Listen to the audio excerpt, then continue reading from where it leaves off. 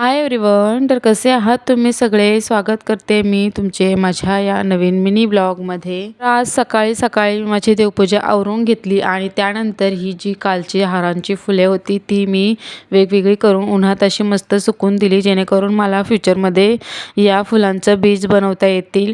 आणि त्यानंतर हा एक फ्लॉवर प्लॅन्ट आहे माझ्याकडे, त्याचे मी असे सुकलेले पत्तेसुद्धा कट करून घेतले, जेणेकरून त्याची याच्यापुढे चांगली अशी ग्रोथ होईल. त्यानंतर मी आज मसाल्याचा बऱ्याच दिवसांनी डबा घासलेला तो पण भरून घेतला. मस्त असा घासलेला डबा भरायला मला तर खूपच आवडतं, पण घासायला खूपच असा कंटाळवाणा. त्यानंतर आज रात्रीच्या जेवणात मी बनवलेलं मस्त असं शेवगाच्या शेंगांची पिठलं आणि त्याच्यासोबत आमच्याच मळ्यातील माठाची भाजी होती. थोडीच होती, त्याच्यामुळे मी त्याच्यात थोडा एक बटाटा छोटा छोटा कट करून घातला, त्याच्यामुळे पण भाजीला खूप छान अशी टेस्ट येते. तर कसा वाटला तुम्हाला माझा आजचा मिनी व्लॉग? आवडल्यास लाईक शेअर सबस्क्राईब नक्की करा.